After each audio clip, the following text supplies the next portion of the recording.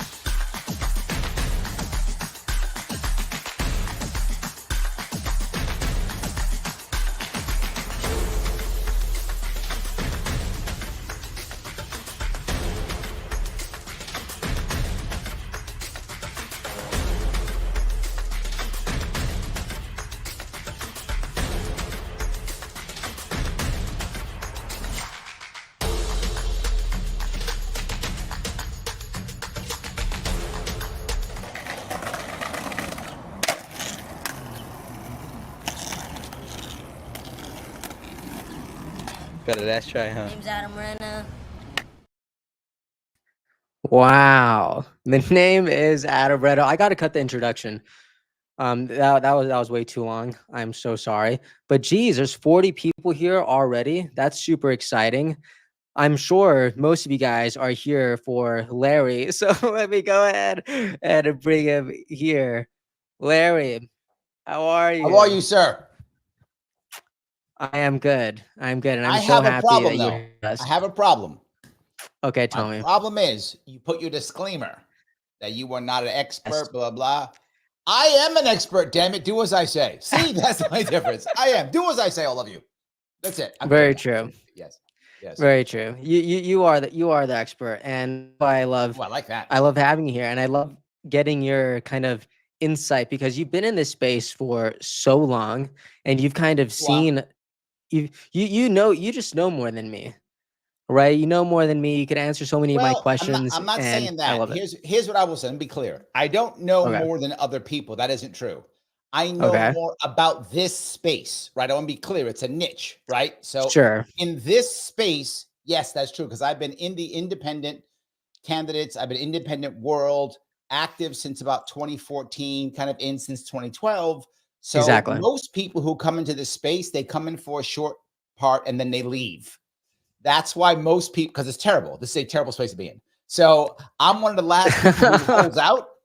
That's why I know so much, because I've had my ass kicked so many times. That's how I know so much. So yes, in this space. Sure. Hey, did you see there's a little bit of controversy regarding RFK Jr. today. I don't know if you saw it. I don't think so. No. Was okay, so let me go ahead and share it real quick.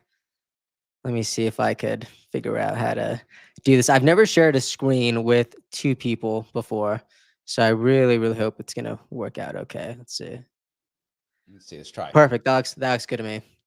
So RFK Jr. He posted this video today, right? You know, as he does, trying to raise funds. Totally fine. I like it. And actually, let me see if this works better. There you go. I like it. The controversy here is Laura Loomer, right? She is kind of trying to expose him underneath this a bit. And I just thought it was really, what I think is powerful is you actually see a ton of people in the comments kind of going to battle for him. So, but here's a little bit of the context, right? RFK Jr. He posts these videos. He's crunch time. Often trying to, you know, like raise money, right? Because campaigns cost a lot, and they're not free, right? So he needs to raise money. And Laura Loomer, I'm all about it. Yeah, me too, right? Especially people like RFK Jr. Imagine someone who's been denied Secret Service, needing to pay directly out of pocket for them, and needing to fight off, needing to fight to stay on ballots, right? When you're getting sued back and forth, it all costs money. It all costs 100%. Money, right? So Laura Loomer here is saying fundraising scam alert. None of this money that RFK Jr. is raising is going toward Donald Trump's campaign, like RFK Jr. has claimed below. But I feel like right here in the caption, I feel like it's pretty clear. I don't know if I'm misreading this. But she's also, look, I know Laura. right? I know, I've had her on my show. I know Laura. She is hardcore Trumpster, clearly loves Trump, loves this man 100%. So she will defend him under any and all circumstances. And I get it. I want to be, if she happens to be watching, Laura, I'm not mad at you. I just be something you may not realize. When RFK Jr. is running, when he's doing things, it is supporting Trump. It is. Who do you think pays for his travel? Not the Trump campaign. He has to pay for it. Who do you think does the lawsuits trying to get him off the ballot in Michigan and Wisconsin? He has to pay for that. That's to support Trump. Well, how about his security, which he is still, of course, under a lot of threats of violence? Who pays for that? He does. And when he's out there talking MAHA, he is by default supporting Donald Trump. So, my dear Laura, if you are listening, I hope you are, understand the money going to Kennedy to help him pay for all of his own issues is by default assisting Trump. And Trump's campaign, whether someone likes it or not, is better with RFK Jr. than it was without it. If Trump actually wins on Tuesday, if he does, it will be because Bobbity joined forces. That will be the margin. Wow, that's a bold statement. Do you really believe it? 100%. There's no doubt. Look, Bobby was polling anywhere between 5 and 19%, depending on what time of year it was, right? For sure. So let's go low. Let's say 5%. Let's go low, right? That he was going to get 5%. Okay, maybe it's true. We know from the stats already that more than 50% of the people who supported Bobby Kennedy Jr. are going to vote for Trump. Somewhere between 55 and 60%, we know for sure are going to vote for Trump.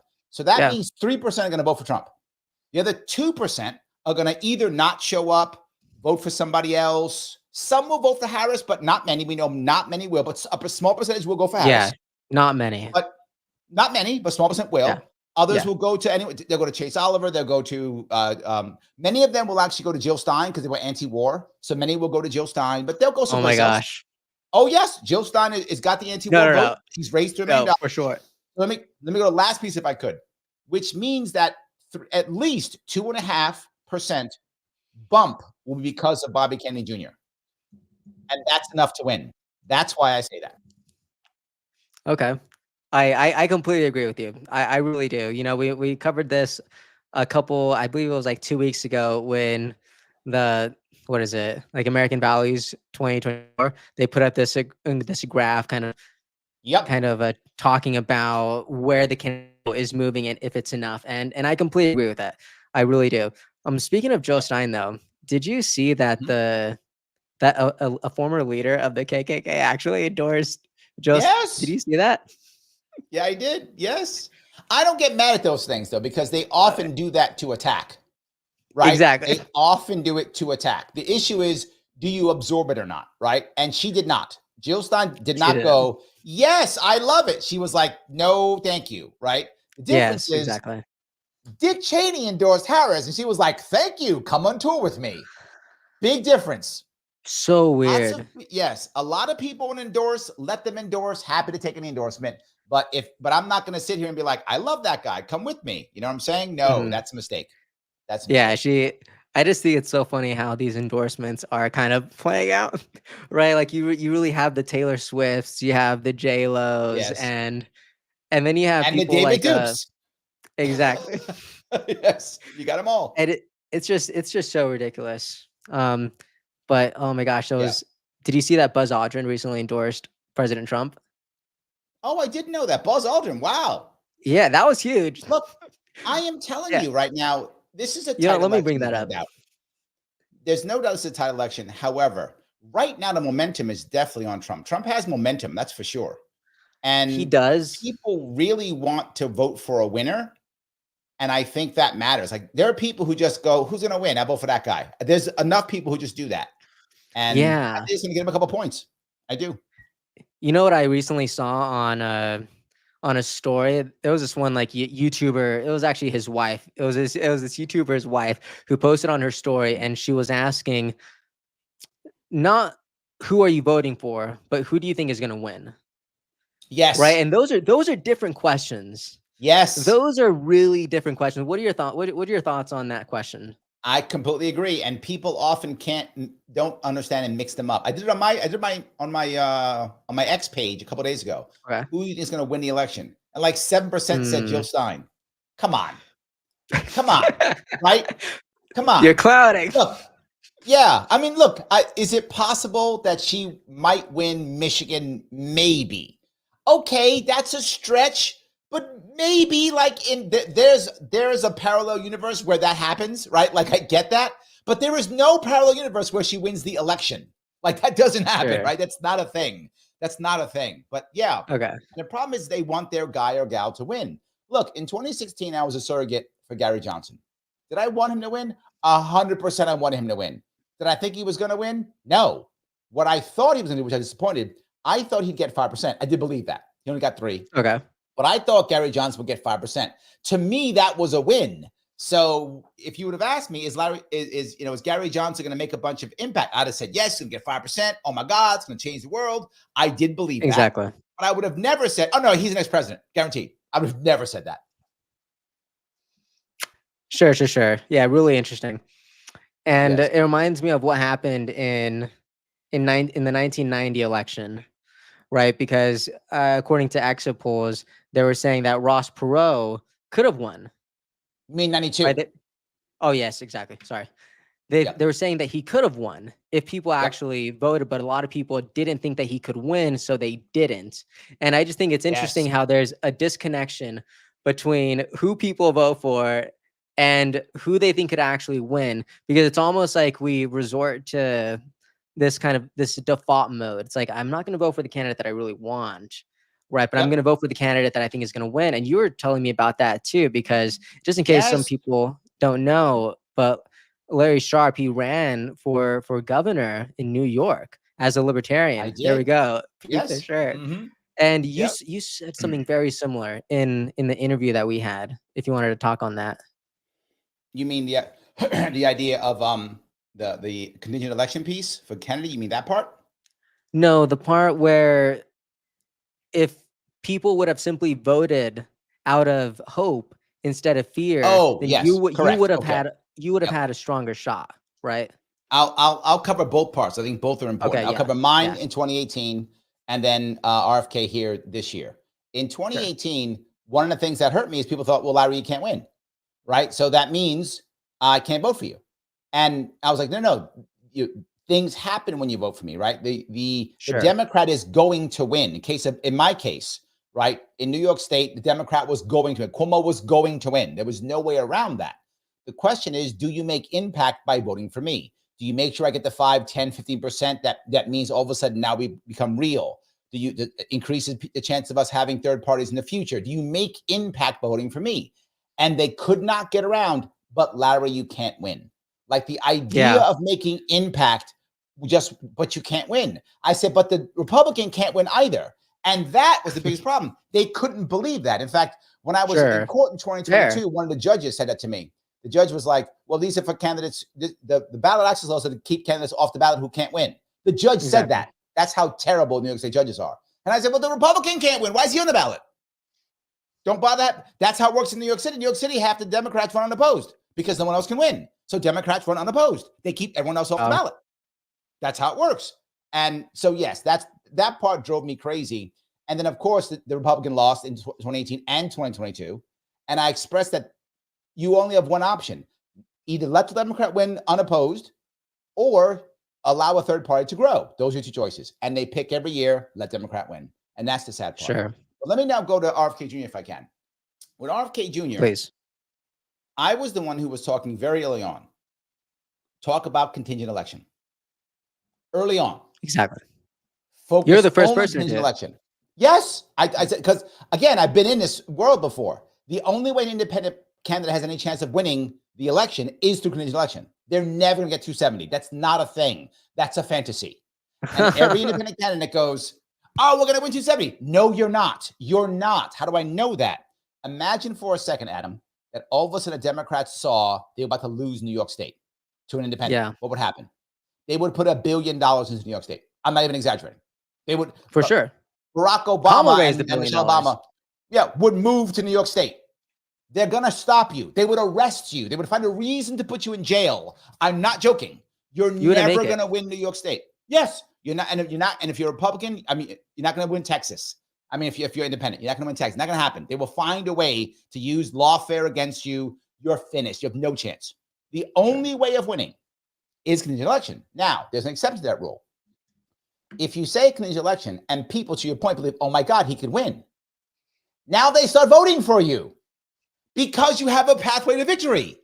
So Exactly. if people start voting for you because you have a contingent election pathway to victory, now they start believing in you. Now you start blowing up in the polls. Now you start raising enough money. Now you can defend yourself. And now you have a chance at 270. You get a chance at 270 by talking about contingent election. Yeah. Because then people think you can win. Then they give you money. Then they become volunteers. Then they show up. Then they go. Then they ask pollsters, yes, I'm going to vote for this guy because he can win a contingent election. Now you become real. Once you it's become proof real, of concept. you get 270. Correct. Thank you. I'm sorry. I yapped away, but you got me rocking and rolling on this, so I couldn't stop talking. No, it's good. I think whenever that video between you and Kim Iversen came out, where you were talking about how Kennedy could actually win, that went so viral on Twitter. Right? Like everyone is talking about it. Everyone was obsessed with it. And it's crazy. It was actually, that moment was actually really funny for me because you told me the same thing like a week earlier on our thing. Right? But it took me like a week and a half to put out that video. so hers went viral. So people really heard it from her first, which I think I've never told anyone that, but that was super funny. And it was just great. But I did want us that's why I love that he ran, right? I love the fact that he ran because it gave me the chance to speak about things that I thought were important. Ballot access, contingent election, third parties. I'm so glad he ran.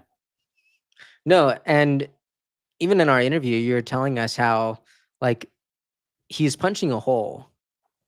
Right? Like there's already forms of victory even right now. You know, even if he doesn't win, quote unquote, though, like the White House, like he's already kind of won because we're talking about him. And I think that was what was really powerful. I brought this up from Buzz Aldrin because there's a couple of things that I think are interesting here. For one, this is what he posted on X, right? And this is something that I personally never see from, wow, almost 35 million views, but this is something that I never see from the left, right? So, and let me say this.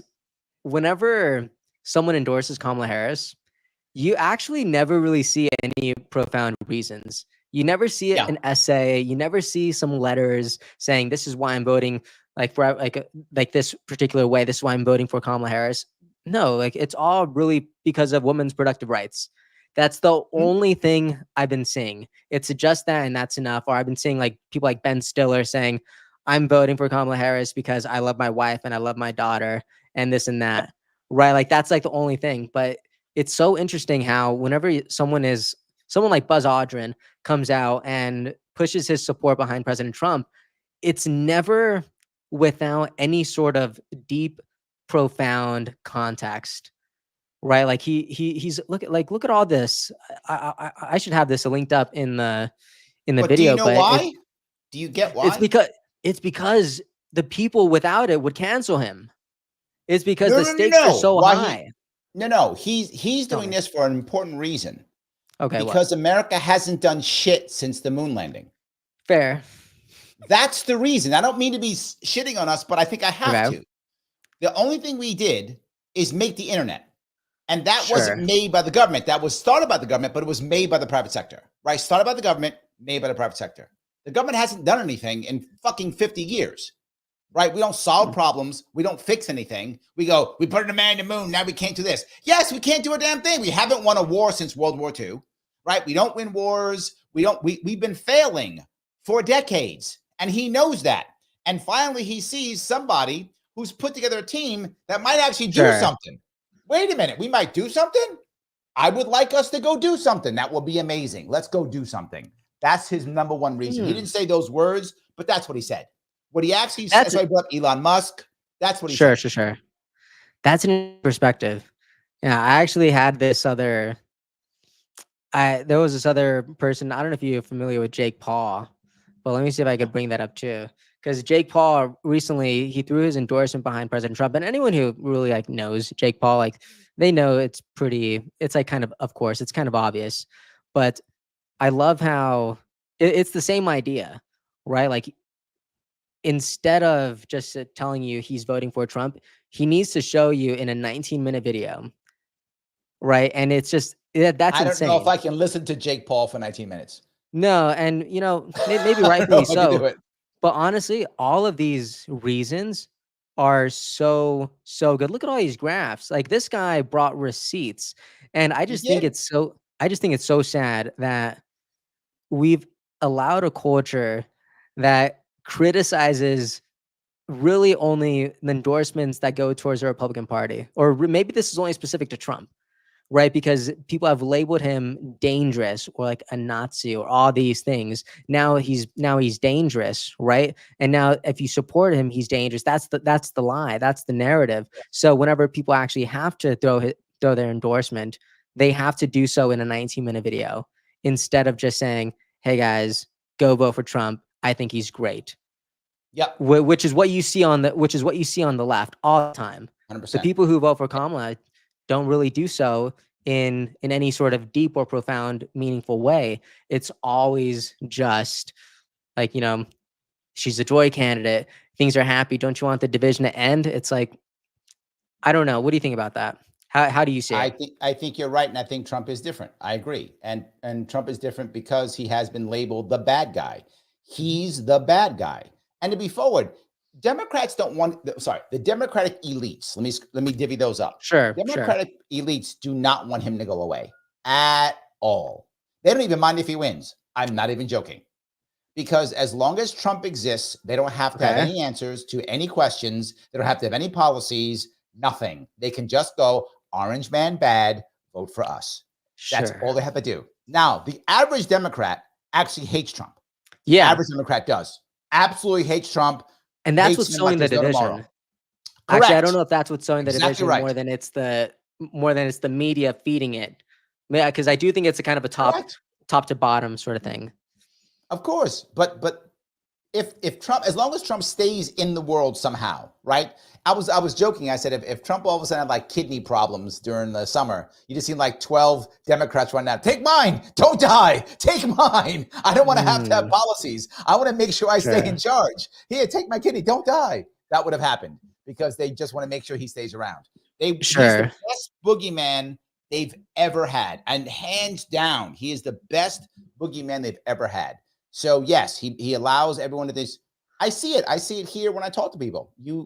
If they will say things to see how they can talk to you.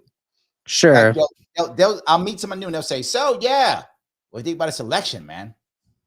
And they're waiting to see if I attack Trump or not. That's what they want to know. That's what they mean. It's the litmus test, right? It's the litmus test. Okay. So I have to counter with something crazy so that they get to tell me where they are, so I know what I can talk about. That's how it works. It's really like that. So they're hoping I'll go, I hate that Trump guy. I hope he doesn't win. They go, oh, good. Okay, yeah, you hate Trump like me. They're hoping that, right? Sure. So I go, yeah, it's crazy. I don't know who's going to win. It's nuts. And then they go, oh, Harris is not going to win. Kamala's not going to win. And okay, that's who you are, right? Then I know who they am. Sure. And now who I can talk. And I wish it wasn't that bad. But it was never that bad before. You are right, Adam. This was not that bad before Trump. It wasn't that bad when it was, when it was Bush and Gore. It wasn't that bad. I mean, they didn't like each other, but it wasn't that bad, right? Even when Obama and McCain, it wasn't that bad. Yes, it wasn't that bad. Yeah, it wasn't that bad. It has changed. There was this video that I was trying to find right now. It was by this guy named Rob Smith, and in this video he was saying you were never supposed to know that Kamala Harris was this bad. Because Trump wasn't supposed to be here, right? I don't know if you saw that, but that was really crazy. And now that Trump is here, now that it's only 2 days until the election, we've seen Kamala Harris become so like paralyzed in the public eye. She can't answer questions. She can't do anything. It's so bad. I actually personally feel bad for the Democratic Party right now. I do not at all. They deserve it. Nope. They deserve it. Nope. They deserve every bit. They deserve every bit. No. They set here was their plan. I'm gonna tell you, I said this plan years ago. People didn't believe me, but this was their actual plan. They knew that Harris can't win an election. They knew that. Okay. So their goal was to get Biden, who, if he lost, so what? He was a perfect sacrificial lamb. But if he won with Harris, he wins the first time, he'll win the second time, was their thought process. He'll win the second time. And then 2 years into his election, into his second campaign, I'm sorry, his second term, he steps down. And then she steps in. Why 2 years? Because according to our Constitution, you can only be president for 10 years. Sure. So Harris gets 2 years under Biden and then runs twice. And that gives Harris 2 years of incumbency. Yeah, the maximum. And with incumbency, correct. With 2 years of incumbency, they thought she could win. And that would give Democrats two things: the first woman president and the first Indian American president. Yeah. So Democrats would have the first Black president, the first Indian president, and the first woman president. They have checked all the boxes. A lot of boxes. That was their goal. The problem is Biden had whatever he had, and that he can't function anymore. When that happened, that screwed everything up. And they were like, we got to push Biden forward anyway. That's why they pushed him so hard, because the plan was for him to drop out in 2 years. So as long as he wins again, who cares? Push him forward. Our plan gets put into place, right? Well, he's going to drop out. Well, we got to put Harris up. Now, here's where Harris screwed up. Harris's team was very good. And Harris's team prepped her, knowing that she was. They got to be studied. They're good. They're really good. Absolutely. And when they terrifying, but incredible. Correct. Yes. What I'm saying, skill set. Not that I'm happy. I'm just being. I'm respecting the game, my friend. It's the credit. I give them a lot of credit. Correct. I'm setting the team, because she is a horrible candidate. Trump should be slaughtering her. She's a horrible. I'm just being very forward. She's terrible. She's a bad person. She's a terrible candidate. She has no center. That's true about her. I'm not trying to be mean. I'm saying the truth. She would be a Republican tomorrow. She doesn't have any core values. She'll be whatever. She has no core values. That's why her policies change all the time. She has no core values. She would be a libertarian. There's no conviction. That's my problem. Correct. She has no conviction. Correct. She doesn't believe the words that she says, and you could tell. You could 100%. Tell it. And if someone were to tell her tomorrow that actually, you know what, we're pro-life, and let's just go super crazy. If some people from the top were to tell her, she'd be like, oh yeah, you know, tomorrow my values haven't changed. Right. And they haven't. Her values are, I want power. That's her values. Yeah. I want power. That wasn't a lie. Her value is, I want power. So yes, she'd be pro-life tomorrow. 100%. She wouldn't think twice. But I'm sorry. I'm walking out. I want to wrap this business up. I'm sorry about this. So she does well in debate. And instead of doing what I said, if I didn't watch my show, I said, now, well done. Go in the basement. Sure. Go in the basement. You won the debate. Go in the basement. Don't. But the problem is Harris has hubris. That's always been her problem. She thinks she's better than she is. She has in her heart, she has a whole lot of I deserve, a lot of entitlement. And when that came out, she's like, I am great. I'm going to go out and show people how great I am. And the team was like, no. And from what I heard, a bunch of them quit. Yeah. You know what I heard? I heard that because they knew that she needs to be in the basement, which is what I've been saying. Put her in the basement. She went out and she got her ass kicked. Many times. Yes. I heard that her team over the past 4 years had a turnover rate of like 90%. Yes. That's insane. She's terrible to work with. That's 100%. Crazy. It's unbelievable. I think one of the problems that I feel about Kamala Harris is it's hard for me to criticize her because I feel like I don't know her.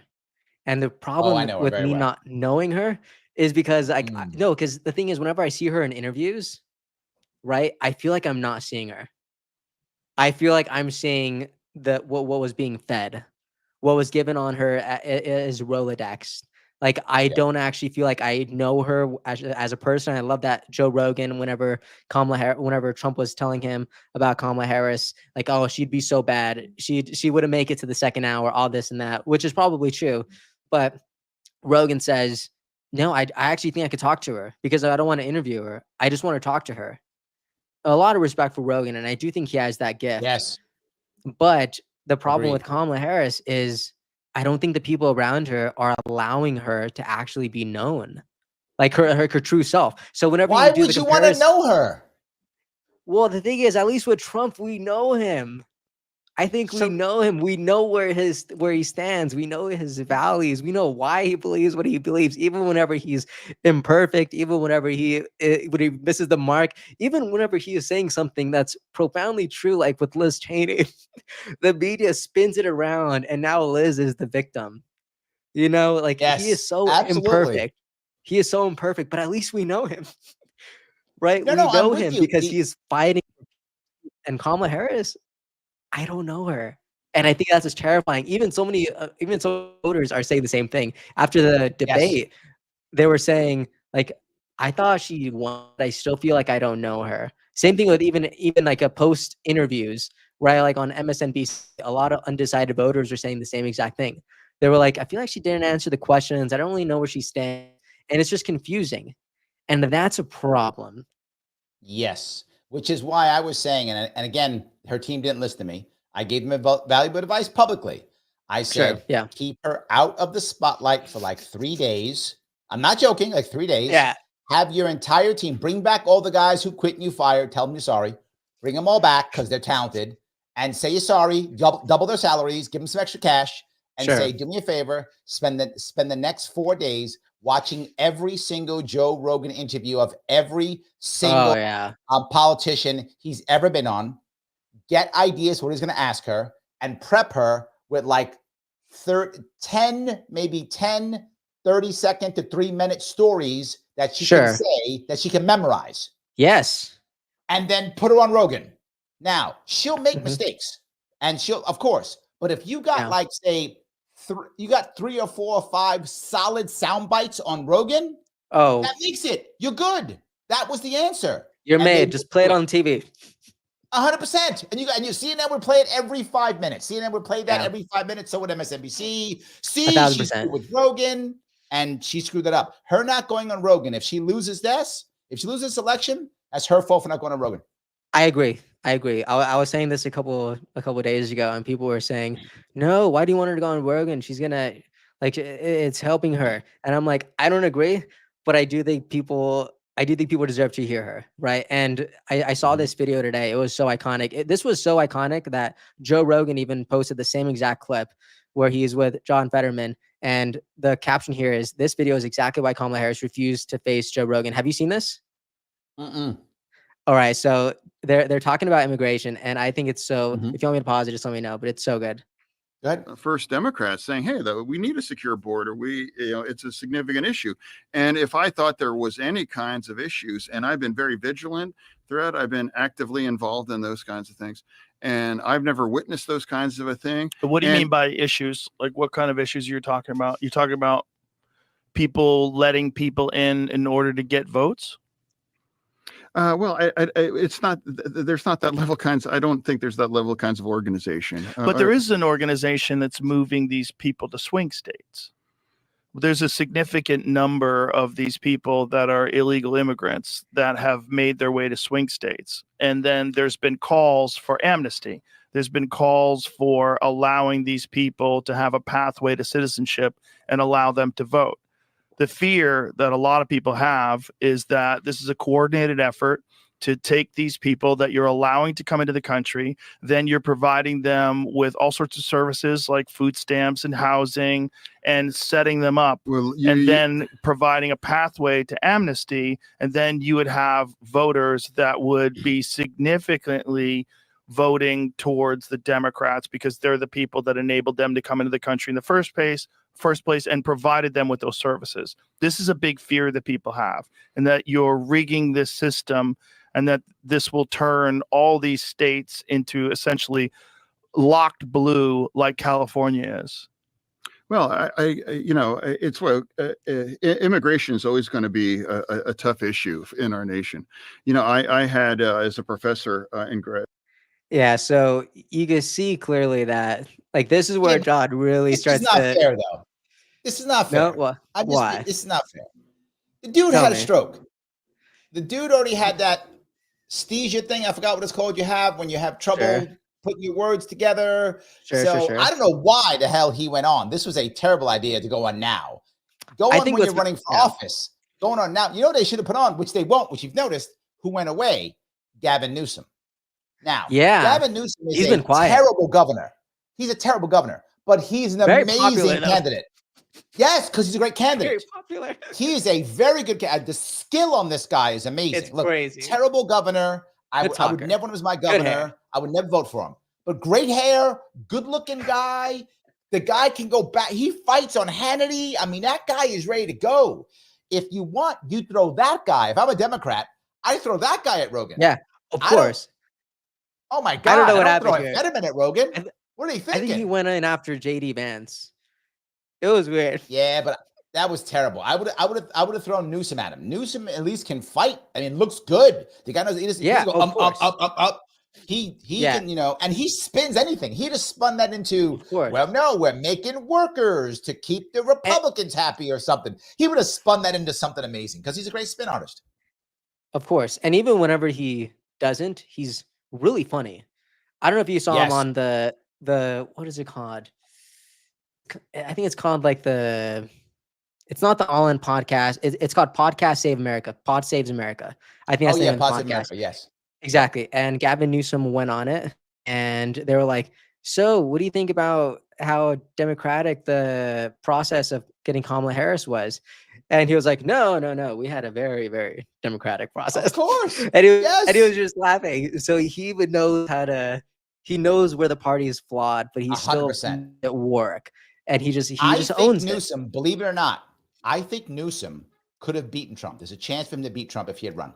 I do. I think because he's that good of a candidate, right? You put a good team like Sure. Harris's team with a good Take her team. candidate. He's got it. He's got They a would chance. have been unstoppable. I could have They would won. have been unstoppable. The guy could have won. It was a chance he could have won. He could have bamboozled easily 60% of the country. Just bamboozled us all into like, he's so handsome. Okay. That would have been, vote for him. He's good looking. That would have right. He could have been way bamboozled better us. because he was already popular too.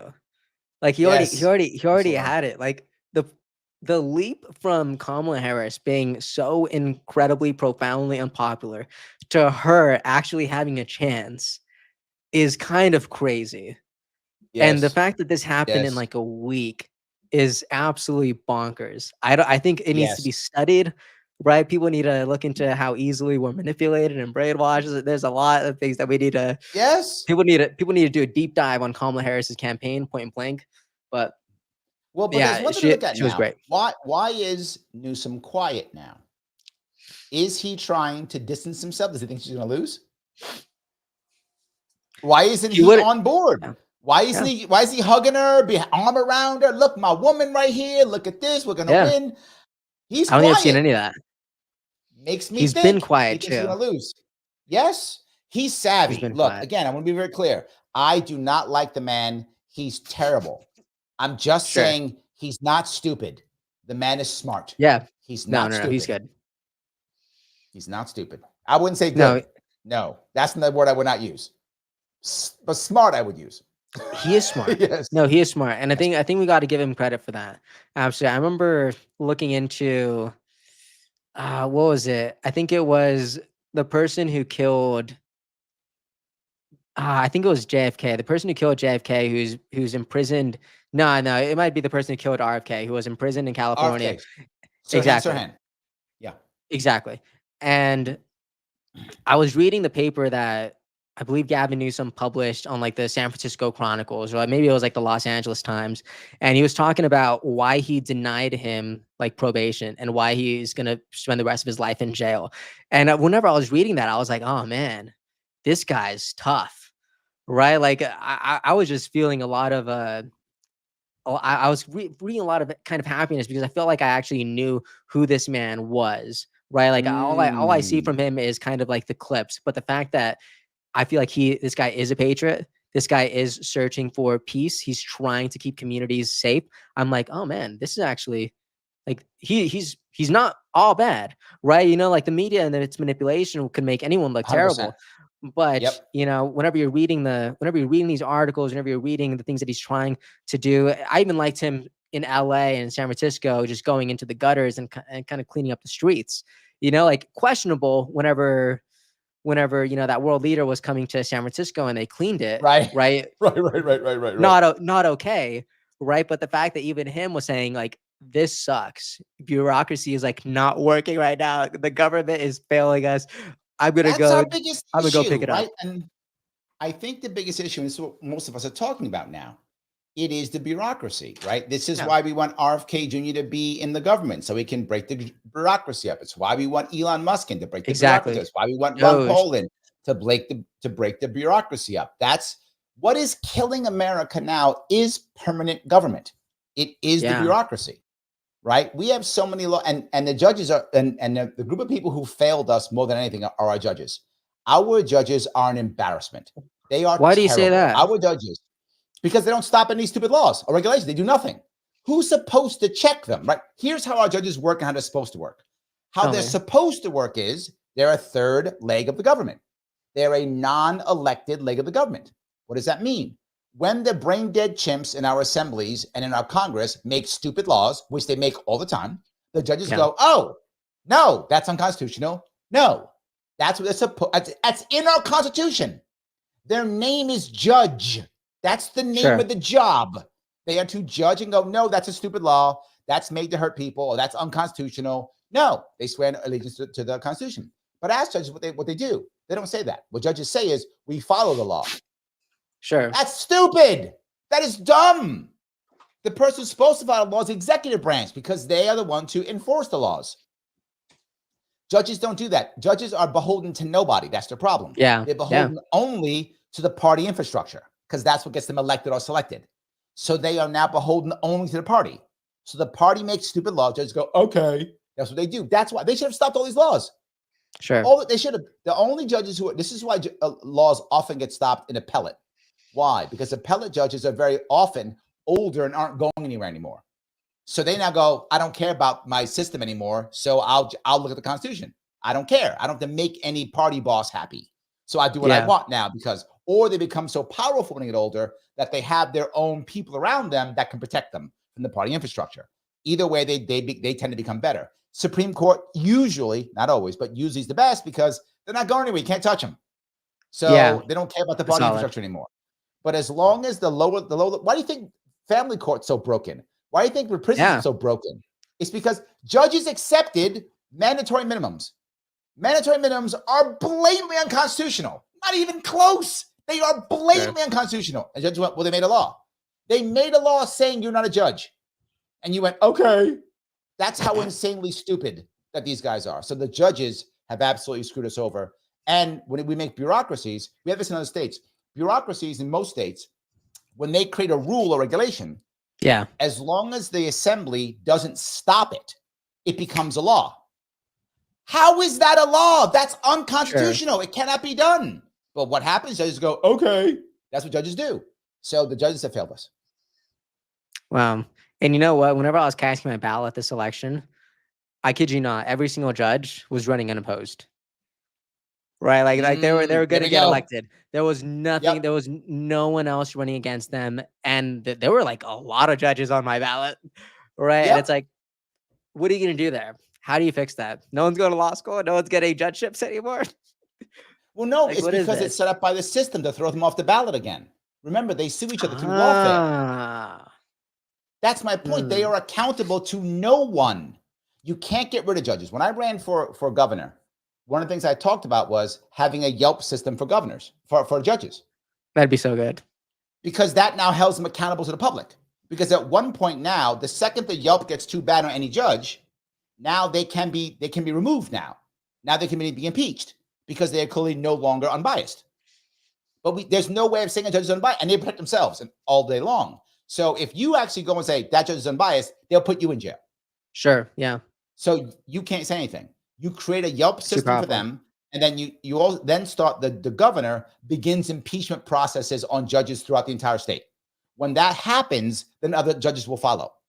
There needs to be a purge of our judiciary. That's how you fix it. You just purge them. They need to be purged.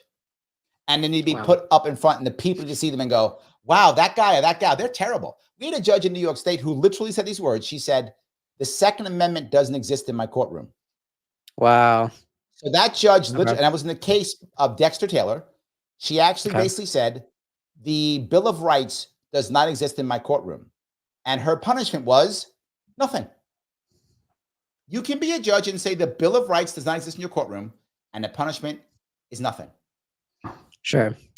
It's kind of equivalent to what we saw from Kamala Harris talking about censorship for social media sites, because they're saying that like right now they don't have any sort of restrictions at all, which already is kind of not true. Like we saw what happened Not with true. Twitter and the FBI, even the FBI and Meta and Facebook, and that's why Zuckerberg came out and said what he said, and why I think that's great. But yeah, it's the fact that more people aren't talking about how a a presidential candidate is saying that free speech only exists when you agree with me is Yes. really tough. Right? Yes. That's really, really tough. And 100%. Crazy. I've been saying this lately too. It's interesting how the Democratic Party is so for diversity, right? They love diversity, right? You never hear them not talk about it, but they hate diversity of ideas. Yes. There's no Absolutely. diversity of ideas. There's no diversity of perspectives. And something that I think was really interesting was what happened in the past couple of days regarding Peanut the squirrel. Yes. Right? Perfect example. I don't understand why. Like maybe you could speak on this. I don't I understand will. why this was completely adopted from one side and completely ignored from the other side. Yes. I have an underlying idea. You know, there's this concept of right, like if they could just take your pets, what else are they going to take next? And now it's a pro Second Amendment or even speech. But I wanted to get your thoughts on that, 100%. especially coming from New York. Yes, Right. this is my state. Yes. It's your And to be state. forward, I had a rule against this in 2018. The DEC's problem is the same as what most people in New York State, sadly, the older should believe. And my governor says it openly. My number one job is to keep people safe. That is a terrible thing to say. Sounds nice. I know it does. But what it means is I can now do anything to protect you and your rights mean nothing. The actual goal of anyone who's an executive should be to protect your rights, not to protect you personally from yourself or from your pet or whatever, Sure. right? That shouldn't be the issue, but it is. And in New York State, we've accepted this is true. And again, judges go, okay, judges have let this go. Nowhere in our Constitution does it say that the president protects every single human being. Nowhere in New York State does it say that. Nowhere in her oath does it say that. Nowhere in the job description does it say that. She just made that up. Sounds good. It allows her to do things to take away people's rights and to worry about safety and not about fixing the state. My state's a disaster. So when I said the DEC's problem is its mission is wrong. And that was my whole point. The mission of DEC is like protect the environment or keep people. No. The mission should be to ensure sustainable environmental growth in New York State. It should be focused on growth, but just not destroying the environment to do so. It's not, which is why nothing gets built in New York State. Wow. Because everyone's job is to say no. No one's job is to say yes. So everyone always says no. All they ever do is cover their ass. That's all they do. So now some busybody calls up and goes, there's a wild animal in someone's house. What is their answer? Oh, I must protect. I must cover my ass. I have to say no to the animal. And I go in. And I'll go back to judges again. The judges signed off on a search warrant. Yeah. Shame on that judge. That judge should be removed immediately. And the governor would never do that. If I was the governor, that judge is impeached today. Yeah. Today, that judge is impeached. If that judge shows up on a bench, if I'm the governor, and just shows up on a bench, that judge goes to jail. I'm having to arrest it if they show up on a bench again. They're getting impeached. They're not going back on the bench again until that gets investigated. How dare you decide to search somebody's? They searched his cabinets. They searched everything. They went to his house because he had a pet that was there for 7 years. And the judge went, okay, as our horrible judges do. That judge should be removed. 100%. Wow. 100% removed. So do you want to go through some of your comments? Your people are giving comments. You want to go through some of them? You know what? There's a problem on my StreamYard right now, and I can't see my comments on here. It's really, really weird. Yeah, but this is because you made this a private video, and that's why you can't see the comments. Is it private? That's the reason why. Yes. So that's why you made see. it. So what you have to do is just go to the YouTube page on the screen, and you'll see your YouTube comments running. Oh, man. I'm so sorry we've neglected you guys in the comments. Yes. It's Hold weird on. because I'll I give had you a it couple. scheduled for later. I had it Hold on. scheduled for later. I'll read a couple for you. Kim Okay, says, go for it. you must have been reading my mind, Adam, about 3 days ago or so. I was watching one of your shows and thought, I wonder if Adam would ever have Larry Sharpe on. Well, look at this. Oh, there we So go. Kim is happy. There we go. I love it. Mr. Northam asked, what program do you use to edit your videos? There we go. Oh, that's a great question. I use StreamYard most of the time, but I also have Descript because I love Descript too. But for the most part, they're all on StreamYard. And here's the thing. My videos are really not edited, right? Like very few of them are actually edited. For the most part, like yesterday's video, go watch it. There's not a single cut in it, right? There's not a single cut. It's because I came from TikTok, right? I have like 80,000 followers on TikTok. All those videos where, you know, there's so much editing, there's captions, there's overlays, and it's really annoying to deal with. And I'm like, I don't want that to be the life that I build. And I feel like I'm crippled in this format that I'm in because I can't actually create the things that I want, because I feel like maybe my communication is so weak that I need to have fancy captions, or I need to have other media, or I need to have this and that. So my commitment with this entire channel pretty much was to have pretty much unedited raw videos that are just real, right? So even yesterday's video that really took off, I'm like, I do not want to use editing as a filter. That's something that I'm not, or that's something that's fake. I don't want that. I'd rather become the best communicator I possibly can, so much that I could go ahead and just do these 20-minute, 30-minute videos, and it's just going to work. And that's why I look up to people like, you know, like Jordan Peterson or Joe Rogan, or these people who do these podcasts that they just have really meaningful conversations that for the most part appear to be entirely uncut, right? Even like Benny Johnson, who makes videos every day, for the most part, these are entirely uncut, and they work because I think he's such a strong communicator. And I'm like, I feel like I'm not there right now. Exactly. And I understand it. There's something to that. And I think it's really beautiful. So that's why you go live all the time. I know. Yeah. I want to, I really, really do. It's definitely tough, right? Cause you know, you kind of need you do a lot of coordination, right? But I do think that's the goal. That's what I want. You know, in the beginning, I wanted to kind of build a show, right? I really wanted to do something that's, that people could expect almost on a daily basis. And I think we already have that here. People do that right now. People come here like every single day, and it's so great. I even posted a video way late yesterday, right? It was like at 9:30, and it went live.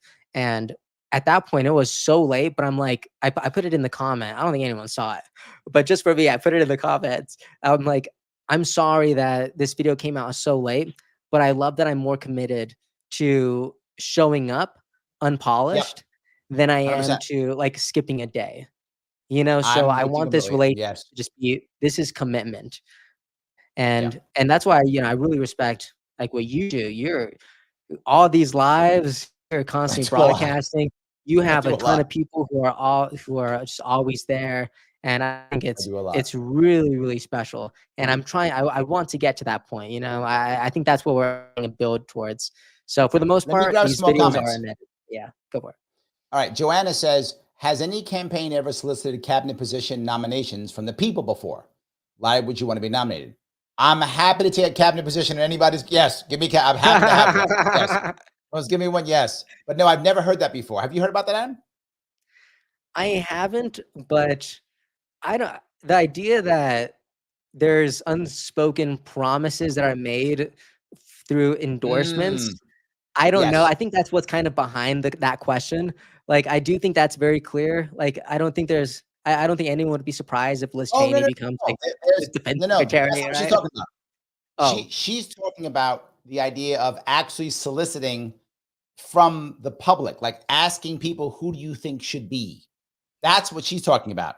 She's not talking about, I give money and I become ambassador to Luxembourg, right? She's not talking about that. She's saying, saying, hey, who do you think? And then people go, you should make Ron Paul to Secretary of the Fed or whatever, right? That kind of thing, right? Chairman of the Fed. Well, Trump did that. Trump did that. That's my point. That's what she's asking. Yeah. Trump did that in many, many rallies with his vice presidential pick. He was asking people, like someone had asked them, like in like a town hall style event, they're like, well, like, who's your vice president pick going to be? And they were like, Trump is so good. He said, who do you want? Who do you want to see up here? You know, it was so good. Like he does this spin that's great, but now what he's really asking the audience is, who do you really want the vice president pick to be? And they were always saying the same answers. You know, it was Nikki Haley. It was you know, Ramaswamy was popular, right? I don't think anyone was really saying JD Vance. Like, that's not what I heard. And and I thought that was great. Like, I think he was so good. In fact, in the Joe Rogan and JD Vance interview, JD Vance was talking about Trump asking him that question too. They were like, who do you think the vice president pick should be? And every time JD Vance gave an answer to Rogan or to Trump, Trump would say, no, it can't be this person because of this and that. They're just not good. And JD said that he was thinking that it got to the point where every person that he was recommending, he was always finding a problem with them. So he thought that he was trying to get him to throw his own name in it. Right? He was almost wanting to shoot for himself. And you're probably right. I think that's exactly what was happening. And maybe eventually that's what we saw. So yeah, I think that's great. Let me grab another one. John says, what do you guys think with Trump picking his transition team early? He's setting a precedent for the campaigns in the future, because I really think it's hurting Harris not to have the same. I agree, but there's a piece here, though, that some people don't get. Harris purposefully picked the same transition leader that Biden had on purpose. That sent a message saying, I'm not going to change anything. Wow. And the reason why she didn't want the Biden campaign people to sabotage her, right? Because they assume she comes in, they all lose their jobs. And they care about jobs far more than they care about anything else, right? If I'm deputy secretary of XYZ, deputy chief of staff to so-and-so, I don't lose that job. That's a great job. I don't lose it. And if I think Harris is going to screw something up, I'm going to go to the Trump team and I'm going to say, what can I do to jump on your team so I can sabotage this so you can win so I can get that job in the Trump team? And that kind of stuff happens all the time. So she did it on purpose. There aren't going to be many changes. There will be some, but there won't be that many, because she wants to keep them all loyal to her. That's the reason why that. But to John's point, I think this is kind of the first time. Well, here's the issue. The reality of it is, legally, you cannot say, hey, Adam, when I win, support me. And when I win, I will make you Secretary of Agriculture. That's against quid pro quo, against the law. You can't do that. Sure. So what Trump has done, which is special, is making a transition team saying people will be involved. Yeah. Is brilliant, because he wound it's up so with good. the unity team. Yes. It's iconic. I even saw this amazing video today talking about, I believe it was from RFK Jr. I'm not sure where it originated from, but so many people are actually loving this. Let me bring it up real quick. I won't play it. I won't play it with sound, but you could just see how it kind of goes through. It goes through all these people. It goes through RFK Jr. It goes through Tulsi. It goes to JD Vance. It has Elon Musk in it, and people are eating this up. People absolutely love it, because it's not just Trump, right? It's this entire group of people who are completely for him and for this vision for this country, and it's absolutely incredible. And what's sad about Kamala Harris is it's really just Kamala Harris. You know, it's almost like it's Kamala Harris and Tim Walz versus Elon Musk, JD, Vivek Ramaswamy, all these people who are massive leaders in respective industries. And now, including, look at this, Shanahan too. They're all coming in and sharing their voice and sharing their stories. And it's resonating with millions of people. Like even Zachary Levi on the Megyn show, he was just saying, I'm not voting for Trump. I'm voting for, and he was listing them off. I'm voting for RFK. I'm voting for Tulsi. I'm voting for Vivek. I'm voting for Vance.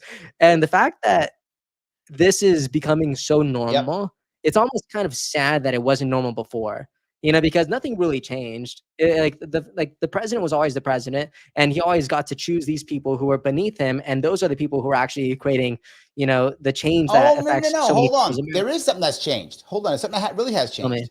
The Republican Party has become, just recently, in the last 4 years, 6 years or so, I mean, just very recently, it has become the party of not Democrats.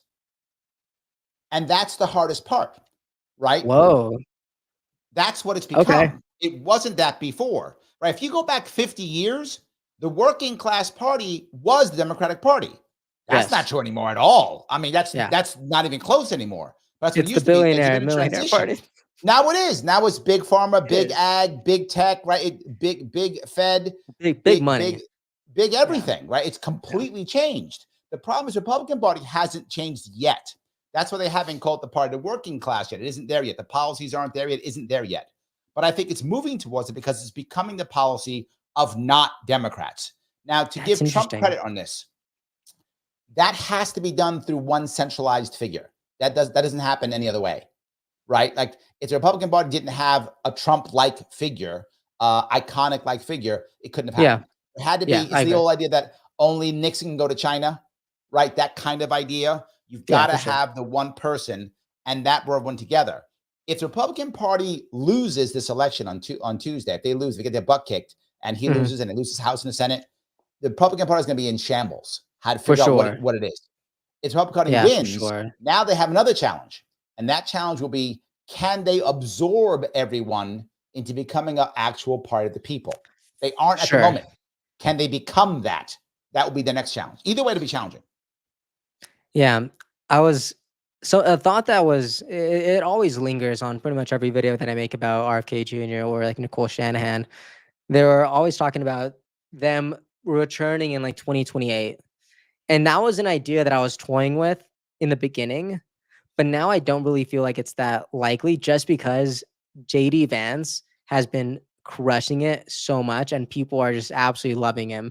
So they're kind of toying with the idea of JD Vance kind of becoming the leader afterwards. But I wanted to say, I wanted to say that Trump is such an iconic figure that if there was an independent presidential run in like a really meaningful independent campaign in 2028, I really think the only way that it has actual impact is if maybe his last parting gift is endorsing an independent for president and trying to dismantle the two-party system once and for all. I don't think it could happen any other way. There were so many people that were endorsing RFK Jr., but if you were to tell me that the single most popular person on the planet is now, in the former president or the current president, is now endorsing an independent who he really believes in, I really think the world changes forever.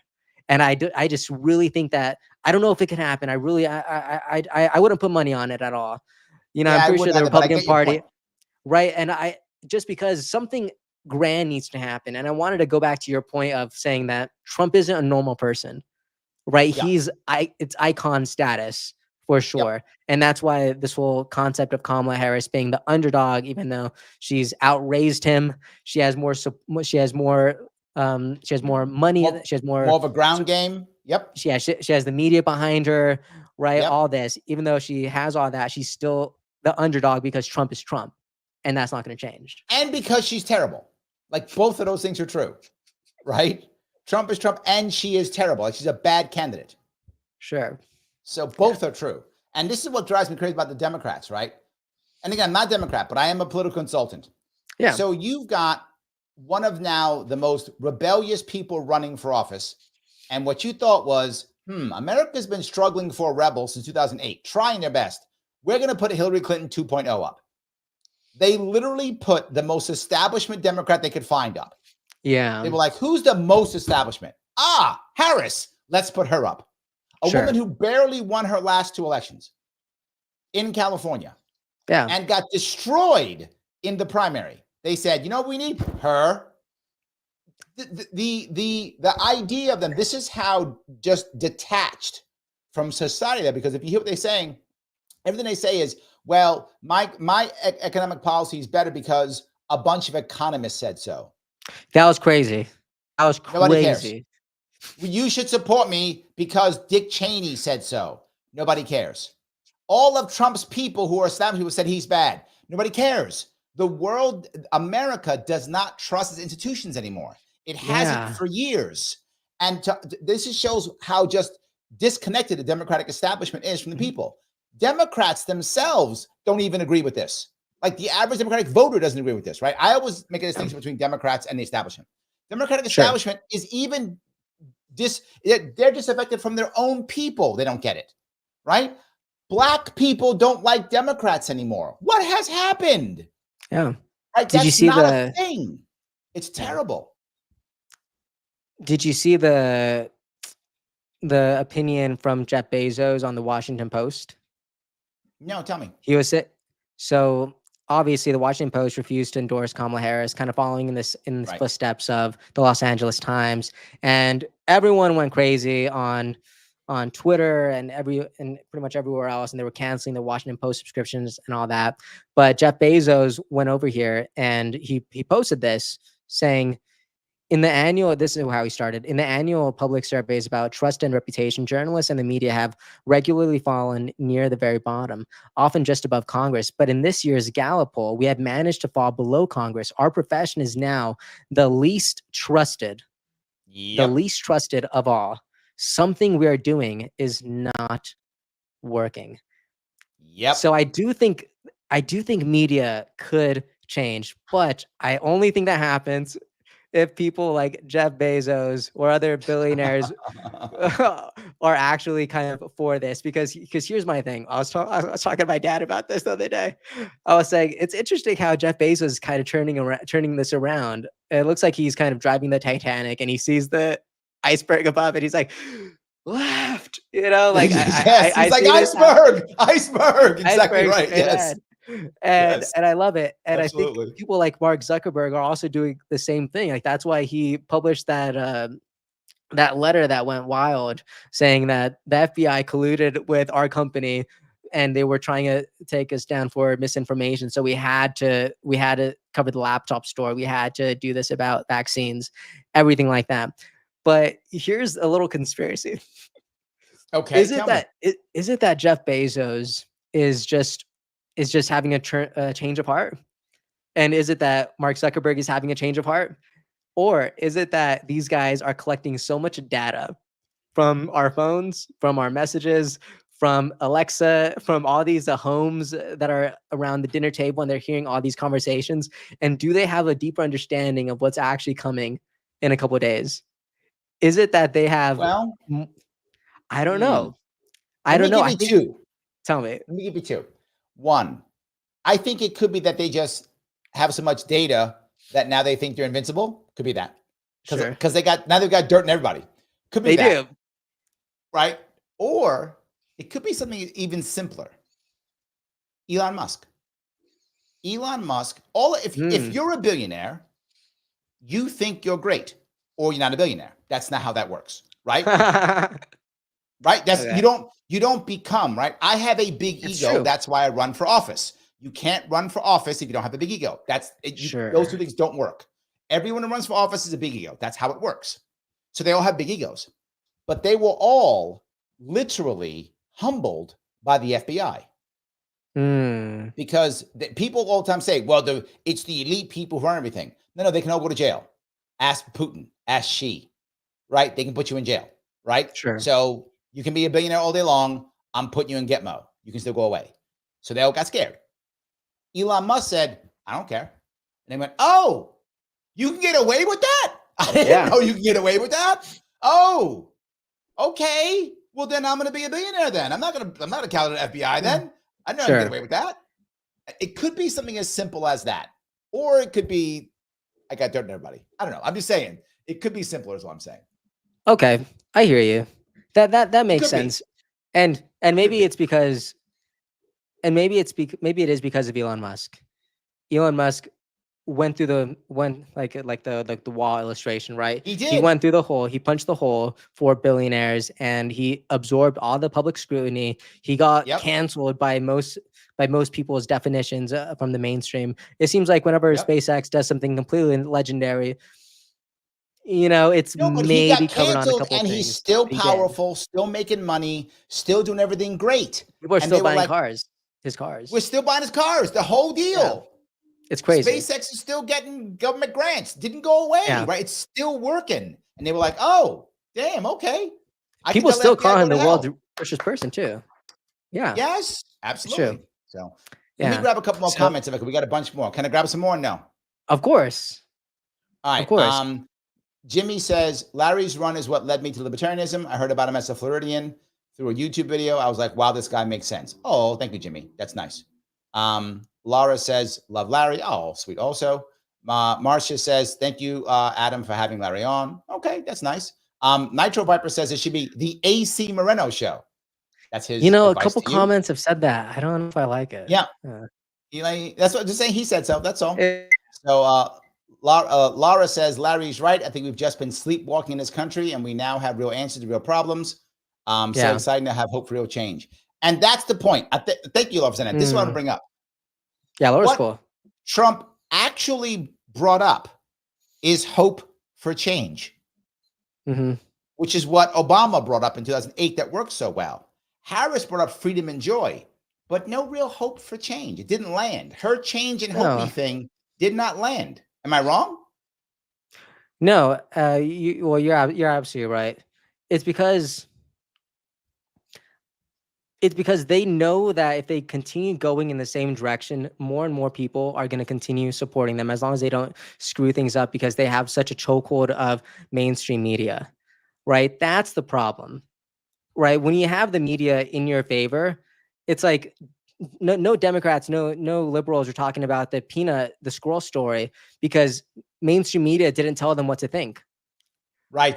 Because right. a liberal, if a liberal were to say this is absolutely ridiculous, not in my blue state, we need to be completely for animal rights. What happened? Like this is such a liberal issue. I think it's absolutely wild that they didn't pick up on it. But I was thinking about this last night. The reason they didn't pick up on it is because no a liberal with a massive audience told people what to think, because Correct. people are so I don't want to say brain dead, but they're so trusting in the voices of other people that they wait for them to have an opinion on something so they could absorb it and adopt it as their own opinion.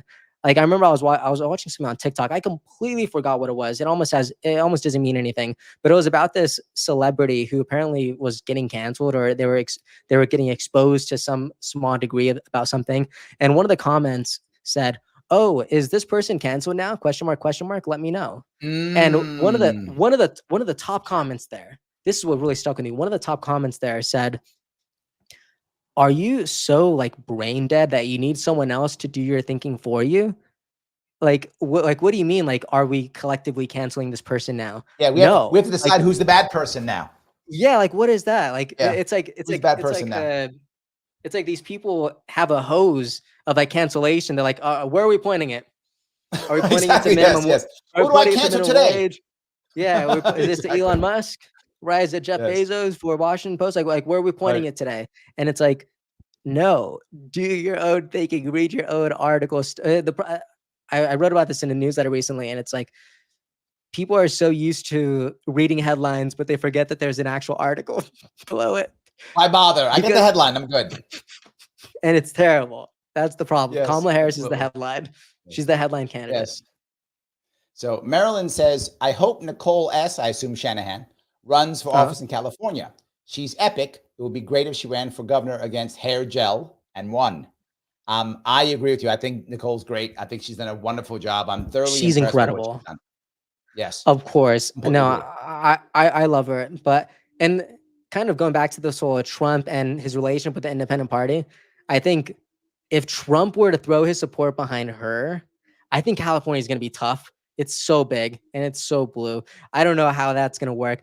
But if it ever happens, I think the best chance is to have someone as iconic as Trump to actually throw their support. Yeah. To me, that's I'm like the with you. only way. So Bunny says, what or who holds judges accountable? Only the party system. That's the problem. That is the problem, Bunny. Only the party system. Nothing else holds judges. That's why they're basically demigods in their own courtrooms. They do as they see, what they see. There's no accountability whatsoever. That is the reason why. There is none whatsoever. I wish that wasn't true. Sure. So Ski is mad at me. Ski says, this guy has a big mouth and doesn't know when to pipe down. Why is he important? Because I'm the guest, you moron. That is the reason, Ski, because I'm the guest. The guest gets to talk. That's how that works, is why I'm the guest. When I have guests on, they talk. When he has guests on, the guest talks, you knucklehead. If you don't like that, you should have clicked onto this show. It says right there, discussion with Larry Sharpe. I will also say something. I like Larry. I think he's great, but more so, I'd also check this whole idea that why is this person important? Why are we listening to him? I think we kind of sensationalize, we over sensationalize conversations as if they always need to kind of go in a really profound direction. I think at the end of the day, what's really beautiful is just getting other people's opinions and getting other people's perspectives. Because you know, I remember one time my fiance came in and she heard me listening to Harry Sisson. Do you know that kid? Yep. Yeah, Harry Sisson. Operative. He's the Biden guy. He loved Biden or whatever, and they were paying him to be like a Biden dude or something. Yeah, exactly. Yeah. To him, he loves Biden. He loves Kamala, and he just makes a ton of videos. He has like over 1 million on TikTok, and I watch his YouTube videos sometimes, right? And my fiance came in, and she's like, "Oh, why are you listening to him?" You know, as if it was this complete disgust, right? Which is you know, maybe rightfully so. Like, you know, if you don't like him, that's fine. I don't like him either. I really don't. I don't like him. I don't like Keith Edwards. I don't. But I listen to these guys because I value perspectives. I want to know where they stand, why they stand. I want to know if it's for any sort of emotional reason, or if they genuinely believe that this direction is helpful for the majority of Americans. That's what I want to get to. And what's great about consuming so much of their content is it is so radically anti-Trump, right? And that tells me a lot. Yes. I agree. That tells me a lot. It's not really pro Kamala. It's not pro all these different initiatives that she's trying to do. It's not pro her team. They don't spend a lot of time talking about Liz Cheney. All of their videos talk about one villainous figure, and his name is Trump. Even if you look at their most popular videos, I believe Keith Edwards is featuring Pete Buttigieg pretty much destroying Trump. Right? Like that's probably one of the titles. And it's like, it's not that it's a problem, but it's when that's the only type of content you consume, you only will forever 100%. get one side of the coin, right? So you need to have different perspectives. You need to have different people in your life who will not see things the same way that you do. They won't just confirm what you believe. That was the same problem with the Washington Post and them not endorsing people. Like Stephen King, he was like, I no longer trust the Washington Post. And I think I commented under his tweet, and I'm like, did you cancel it just because you were wanting them to confirm what you already believed? Like, is that it? Yes. If that's it, there's deeper issues here. And that is the problem. Piece, right? And the piece is people create this idea. It's on the right also, but it's far more on the left than it's on the right now. And if you go back in 40 years, it was much more on the right back in the 70s and 80s, right? The right back then would often just call somebody immoral, and then you're just bad. You don't know that. That was what happened. Is back when they were attacking guys like the guy who used to run Hustler magazine. Back in those 70s and 80s, the Republican Party back then was very much about you're immoral, don't talk, cannot speak because you're immoral. That's how they were. That's completely swapped, and now the Democrats will just give you the one-word story. You're a fascist. You're a It's terrible. The N word from Germany. Yes. N-word, right? That word. You're that. And then you are, and this is the reason that really matters. You're dismissed. So therefore, I can't hear you, Adam, because you're dismissed.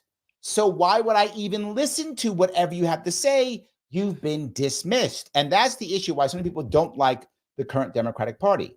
Because the current Democratic Party is dismissive. Yeah. It's dismissive of anyone. Think about this. This is the part the Democratic Party establishment either hasn't gotten, doesn't care. Elon Musk, former Democrat. Sure. Right? Tulsi Gabbard, former Democrat. RFK Jr., former Democrat. Right? All these people who are coming over, they used to be Democrats. Why are they no longer Democrats? Not because all of a sudden their policies changed so radically. No, because they were dismissed for not following the line of the current Democratic Party. That is why they even looked. They weren't listening to Republicans because they were told, don't do Republicans, they're evil, right? Conservatives means evil. So don't do that. That's evil. Don't listen. And now they were like, well, now you know it's outside there. So do as we say, or you're dismissed. And they got dismissed. And they went, oh, let's listen to what the Republicans have to say now. And that's when I started hearing your points are valid, but I'm only explaining why your point. Your point is because they dismiss you, so they cannot hear you. That's the issue. Yeah, that's so true. That's so true. I saw this today, and I thought it was so obvious. People have been talking about this for a while. This person says, I feel gaslit by US elections. The party that is in power, that is pro-war, that is pro-censorship, that is pro-judicial lawmaking, controls the media, uses state apparatus against political enemies, and opposes secure elections, is running on the basis that their opponent threatens democracy. This is a problem. I think what's really fast, and this is why I want to study Kamala Harris. You know, I'm excited to see the Netflix documentary when all this is over in a couple of years. Exactly, I promise you it's going to be about it. Obama will make it. It'll be fine. Yes. As long as he makes it, they can say whatever they want. But that's right, yes. It is crazy how right now Kamala Harris is running like the most gaslighting campaign in the world. Like, did you see her whenever she was on with Anderson Cooper, and it was the CNN, and he was trying to get her to answer about the border, right? Like, is the border a good thing? Is the border is the border wall a good thing now? What are your thoughts now? Because you used to say very critical about it in the past. Like in 2020, you wrote in your book that this is, you know, just a vanity project for President Trump, and it's not going to be a complete waste of taxpayer money, all this and that. And Anderson Cooper was like, "Do you still believe that, or what changed?" And she didn't answer it. She was just saying, "We do have an immigration problem." Right. And but Anderson Cooper continued to press on this. He's like, no, but specifically about the border. Like, do you now think it's a good idea? And she refused to answer the question. And to me, from me studying her behavior, what I saw was someone who is completely incapable of honoring an idea because it didn't originate from her side. If that idea was born from the Democratic Party, then she would have loved it. She would have been for it. But instead, she's. But hold on, no. Tell me. You're right, but. Okay. You're right, but I think the reasoning is different. Okay. I don't think she cares about that. And because you see it in Waltz too. The problem is the environment of the current Democratic Party is so just oppressive that you can never express anything wrong ever, or they will destroy you. That's why the proper answer, and I said this on my show before, the proper answer is, you know, this is what, if I was advising Harris, if I was one of her personal advisors, 2 years ago, I would have told her, look, it's time for you to go to the border, time to do things, it's time for you to now do your mea culpas right now. If you want to run in the future, do your mea culpas now. Say, you know what? Now that I've been in here for 2 years, I've made some mistakes. I was wrong on this. I was wrong on that. Do it 2 years ago. So now by the time, been perfect. Now by the time you show up and Anderson Cooper asks you the question, you go, yeah, I found out 2 years ago. I thought it was a bad idea, but now being here, I have, you have to do what's called announce the epiphany. I do a lot of coaching for executives. One of the things I do. You have to announce the epiphany, right? Wow. You can't just go, I think that now. No one believes you. And the perfect example was RFK Jr. RFK Jr. was not for the wall. Good. He was all about open borders. Then his people said, dude, you got to go to the border. So he went to the border. And he was like, oh, okay, no. I was totally wrong. This is a mistake. But that was the people coming in. Right. He watched people coming in. He's like, oh my God, this is completely not. No. Again, but he was in a Democratic, he filmed them, but he was in a Democratic bubble. He was in a Democratic bubble. You can't listen to the border people. They're wrong. They're racist. They're racist. Right? They're racist. That was the dismissiveness. They're racist. You can't talk to them. Yes. But his people finally said, just go. He went there and he was like, oh my God, changed mind. That's what Harris had done 2 years ago. The problem now is if she says anything now, she's worried her own party will turn on her. That's why she will. Yes, that's why she can't make anything bad about Ukraine. Can't say anything bad about Israel. Can't say anything bad about the border. She can't, or her party will turn on her. because she is in Yeah. a oppressive area, right? That's her party. The advantage that Trump has, right? And look, Trump, and even your comments is that it. Trump can say stuff that makes people pissed off. Trump can Sure. make people unhappy. And I have heard people in New York State, so many times Republicans go, I wish he'd stop tweeting. I mean, I've heard Republicans tell me Yeah. this, like, just Sure. take his phone, just stop tweeting, right? So I've heard that before. It's true. But here's the good part of that. That's a bad part, obviously. But the good part is Sure. he can't be canceled.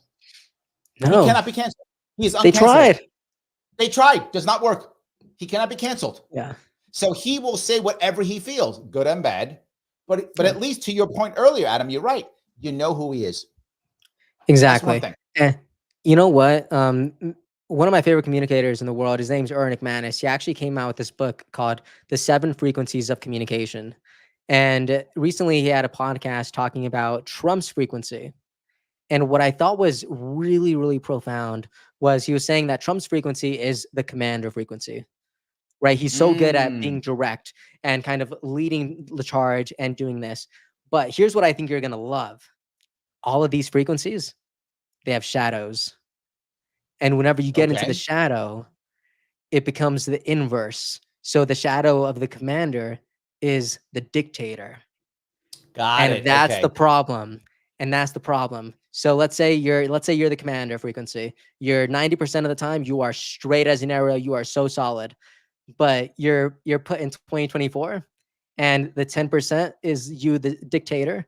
That's when you now become compared to, like you said, that one historical figure, right? Correct. And it's the 10% that you're in the shadow where you are the dictator. And now that 10% is known all over the world. It's 10% that's known all over the country. It's the 10% that's known at the Democratic base and that Kamala Harris runs against. And I just thought that was it blew my mind when I heard this. Like, yes, Trump is a commander. That's why he's able to get all these things done. But he's not a perfect communicator. He does have a shadow, and shadow is the dictator, right? And that's why you see things like, right, is when I talk about people communicating in politics, there's a very generic way of doing this, and that is remembering that, generally speaking, charisma is a combination of strength and warmth, right? If you can get those together in some way, you'll become more charismatic in general. And I often say it's projecting strength versus projecting empathy. Now, you go back to Biden about 10 years ago, he was a great projector of empathy, right? He wasn't very good at projecting strength, but he projected empathy well. And then when he would do a couple things like say, I'll go out back and beat up Trump and do a little bit of strength, the Democrats ate that up, right? They love when he could do both. They ate that up, right? Yeah. Trump is very good at projecting strength. He's not very good at projecting empathy. Now, the Republicans know that. So whenever they have RNC stuff, what do? They put him in empathetic areas. Like they put his grandkids in front of him, which now gives him empathy, right? That's smart. They project empathy. Yes, that's a smart move. You should do that, right? If I'm working with Trump, I'm pushing empathy on him left and right. Because he can do strength in his sleep, right? That's his skill set. I'm pushing empathy on because empathy removes the shadow, right? Empathy removes the shadow you just spoke about. Is he a dictator or does he love his kids? Oh, maybe he just loves his kids, right? So empathy removes the shadow. So you want to do both. The problem with Harris is she projects neither well. She's a bad candidate. She projects neither well, right? Believe it or not, whether you like her or not, Hillary projected strength well. She did. Sure. Hillary did project strength well. She didn't project empathy at all. She was a terrible empathy. Right? You want me to tell you what? She did project strength well. Sure. You want me to tell you what this the author said is Kamala Harris's frequency and what her shadow is? Her frequency, according to him, is her frequency is the motivator. But her shadow is the performer. And that's why. Oh, got it. And that's what we see. We see the performer. And that's why you see these accents coming in and out, that because she has no control over that. Why? Because she's in this performance mode. And I think I think the primary reason why that is because she lacks so much conviction in the stories that she's telling. So she's forced to go back into performance mode. And that's the problem. That's a big problem. That's why I say I don't feel like I know her, but instead I see some filtered, polished version that her campaign advisors are really pushing. And And then it's just dangerous because if you vote for essentially this actor, first of all, you're not even voting for a good actor. But if you vote for this actor, At least vote for like a good one, right? If you're gonna do one, right? Come on. if that's your strategy, you know, at least have a better, Right, have a better actor at least. Yes, it's good. like at least, right? But oh man. But now subconsciously you're voting for the people who are behind her, who are behind the curtain, who are pulling the strings, and you don't know what they stand for. And the whole point of an election is so we could elect the person with the vision that best aligns with how we see our country, or at least the future of it. And Yeah. and Well, it's just dangerous. You have a super chat I want to pick up. You have a super chat Oh. from Peace Logic 489. He says, tuning in a little bit late. And what do I see? My two favorite political commentators. Love it. Ah, There that we is go. so nice. There we go. Peace Logic. His name's Dean. What a great guy. He's so kind. He's always throwing so much verbal and also like financial support. And I really appreciate you, Dean. I really honor you. Thank you so much. Yeah. You're so I kind. had Dean One on of my your show favorite- a couple weeks ago. I did see that. I Yeah, I started watching. absolutely. There we Wow. go. See, he loves you too, Dean. See, I do want to grab one more here. Someone asked about. Hold on, am I missing it here? J Bond says Adam's regular YouTube posts are excellent. His enthusiasm is infectious, and he's on top of the current issues. Look at that. Aw. You're doing good. Thank you so much. I'm Um, trying, guys. It's hard, but I'm trying. Someone else said that Trump has empathy, and I want to be clear. I Of did course. not say if they have empathy. That wasn't what I was saying. I said Yeah. project. Right? Project is different. People sometimes when people are in front of others, the projection they put up is not who different. they actually are. Yes. It's so good. So yes. So that was my point. Be clear on that. I'm saying project is what I'm talking about. Just to be clear. Yeah. Something that this author, and I'm sorry I bring him up a lot. I just love this guy, and he has so much influence over my life. But something he said in this podcast was, as a leader, you're not just responsible for what you say, you're responsible for how it's heard. And that blew my mind because Trump, what I talk about in the same thing before, I as I said, I'm an executive coach and trainer, teacher. I say a similar thing. What I say is, when you're not a leader, you're responsible for the accuracy of your communication. Yeah. When you're a leader, you're responsible for the results of your communication. Wow. So it's not how it's heard. I don't care how it's heard. What's the results of your communication, right? Did you get the thing you wanted or not? You didn't? Did it work well? No? Then your communication failed. Sure. But when you're not a leader, it must be accurate communication. When you're a leader, you're responsible for the results of your communication. So I get him. Wow. I live it differently, but same idea. Sure. That's really interesting. So your professional space is like executive leadership training, or what is like? How'd you get there? I've taught at Columbia's graduate school, Yale's graduate school. Really? I do a lot of I've done a lot of training for the agencies here in New York City. My day job, my show, I lose money on my show. I just take a bath on my show. I don't make any money on my show. I lose money every month on my show. I take a bath. Sure. But my day job is I'm a coach. If you look, hold on, you can see over here. This is NeoSage. Name of my company is NeoSage. Yeah. In my company. And one of the books that I have a bunch of, I have a spot in a bunch of books. I've written a bunch of pieces in books here or there.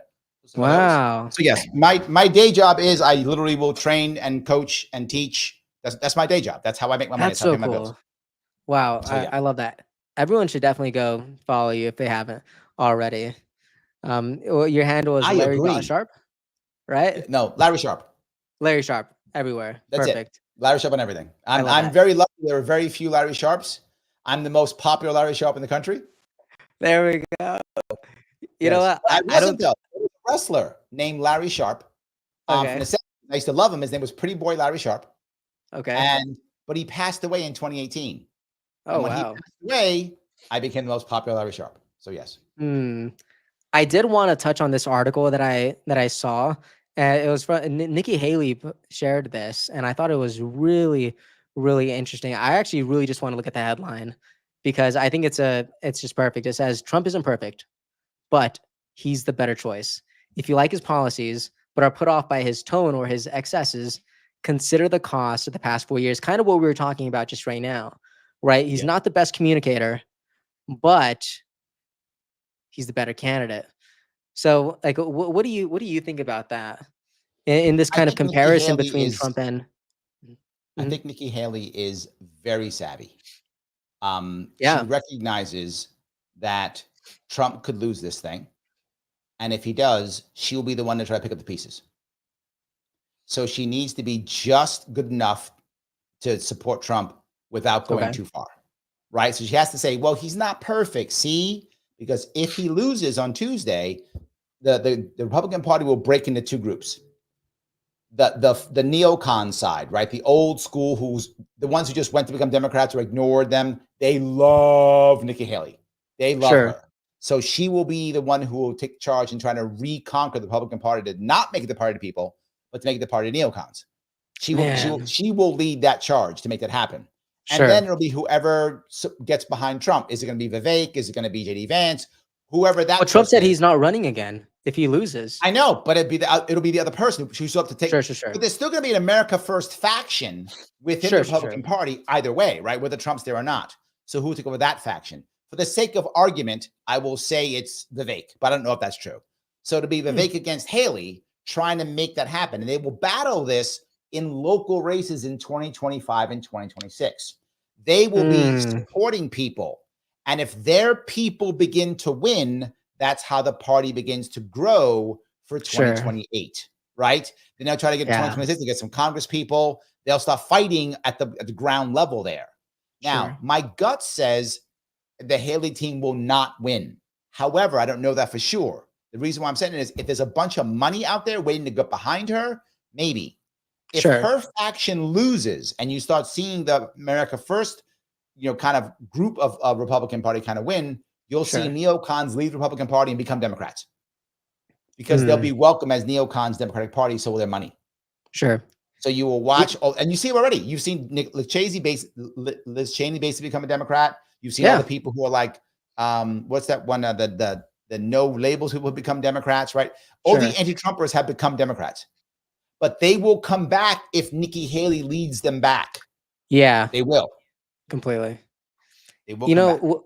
What I think would be really sad if Kamala Harris does lose, I think it sets a really terrible precedent for future woman-led campaigns, because Hillary would have lost, Kamala Harris would have lost, and I don't know if a lot of big donors are going to be wanting to put even more money behind a candidate who already has a pretty bad precedent for losing. Like, I don't know. Do you think? Because I don't. I personally don't have a problem. Tell me. I have to tell you what you have to do. You have to have and it's going to sound horrible, but I'm going to be very forward. Okay. Right? I try to give people the truth. You have to have a female candidate who does not stand on her femininity. Yeah. You have to have that. And that's the only way. And I gave, back in 2008, I was talking to the people who were on Hillary's team when she was up against Obama. And I told them, I said, she has to change her marketing. They said, what do you mean? She's marketing herself as Hillary. Sure. Market yourself as Clinton. She's a Clinton. Market herself as a Clinton, not as Hillary. And she was like, no, I'm a woman. That's the problem. You're running as a woman. Sure. Just run as a candidate. Why is it Trump and Kamala? I never said Kamala. I always call her Harris. Why isn't it? Why? Right. They're running as a woman. That's why they struggle. Just run as a candidate. That's the issue. Run as a candidate. That's it. The next woman can win if she runs as a candidate, not as a woman. Sure. That's the difference. Are you saying that it should be secondary almost? Yes. Yes. Yeah. And her biggest issue is a woman's issue. Her biggest issue isn't the economy. Yeah. Her biggest issue is women's rights. That's an important issue. I'm not taking women's rights away. Sure. It's an important issue. And you might go, Larry, it's not fair. A man can run as women's rights. Yes, it's not fair. I'm not saying it's fair. I'm saying how it is. I'm not saying it's fair. You're right. It's not That's good. Fair. It's still true. A man could run with women's rights is number one. A woman can't. It's not fair. It's just the way it works. She has to run to be the first woman. Barack Obama didn't run on being black. That's why he won.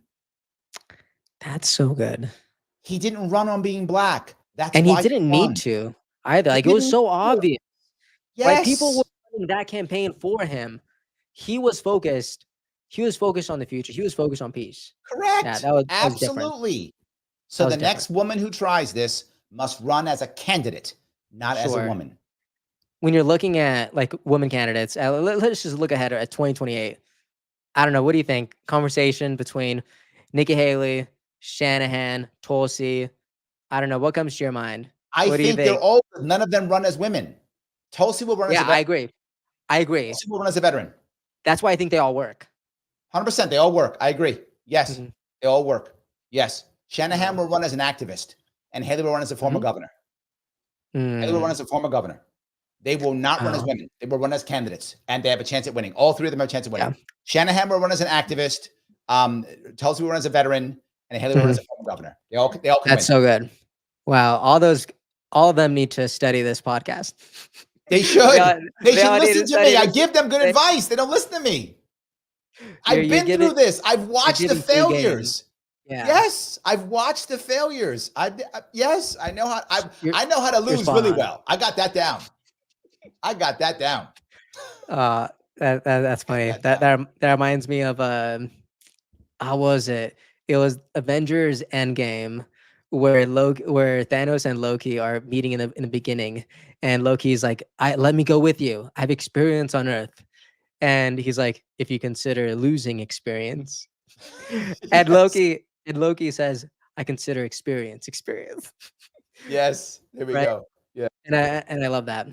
But There's a saying. anyways, how do you get good judgment? You get good Okay. judgment through experience. How do you get experience? Through bad judgment. I love that. Yes. That's so good. That's so good. Anyways, Larry, this was a great conversation. I am so grateful for you to have taken the time out of your busy life to come hang out and have this great discussion with us. Always happy, And brother. Always. I just want to thank you so much. That's gonna be the end of this live stream. But everyone should go ahead, follow Larry Sharpe on all his accounts. Go to follow him, subscribe to his YouTube. He goes live way more than I do, and he True. won't have the comments messed up like I did. He actually he brings them up, and he's way more attentive. I'm sorry, guys. I'm trying. I dropped the ball, but we're gonna get him next time. We still But love you, brother. Still love you. There we go. All right. Thank you so much, Larry. All right. Hope you have a good day. Thank you. Hey everyone, thank you so much for watching and listening. I appreciate your time so much, and I really hope you enjoyed this episode. If you'd like to support what we're building here, please like and subscribe. It means a lot and it really helps us out. And if you want to see even more content from me, make sure to follow me on Instagram. I'm going to be sharing a lot more on there. Thank you so much. Have a great day, and I'll see you next time.